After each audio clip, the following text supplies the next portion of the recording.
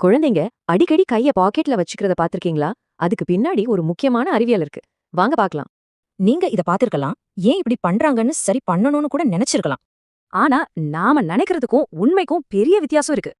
இது மரியாதை குறைவோ தன்னம்பிக்கை இல்லாததோ இல்ல. இது ஒரு உணர்வுசார் தேவை. குறிப்பா ஆட்டிசம், ADHD இருக்கிற குழந்தைங்க கிட்ட இத நாம அதிகமா பார்க்கலாம். இதுக்கு பேரு தான் ப்ரோப்ரியோசெப்டிவ் இன்புட், அதாவது ஒருவித ஆழமான அழுத்த உணர்வு. இந்த அழுத்தம் அவங்க நரம்பு மண்டலத்தை அமைதிப்படுத்தி ரொம்ப ரிலாக்ஸா ஃபீல் பண்ண வைக்குது. சரி, இதுக்கு 2 முக்கியமான உணர்வுசார் காரணங்கள் இருக்கு. ஒன்னு, தங்களை அமைதிப்படுத்திக்க, இல்லனா தேவையில்லாத தொடுதலை தவிர்க்க. அப்போ பெத்தவங்களா நாம இதுக்கு என்ன பண்ணலாம்? எப்படி உதவலாம்?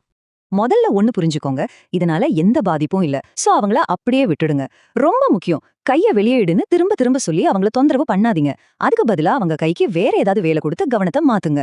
அவங்களோட இந்த உணர்வுசார் தேவையை பூர்த்தி செய்ய சில கருவிகள் கூட இருக்கு. கயிறு இழுக்கிறது, இல்ல ஒரு வண்டியை தள்ளுறது, இந்த மாதிரி வேலைகள் அந்த அழுத்த தேவையை சரி செய்யும்.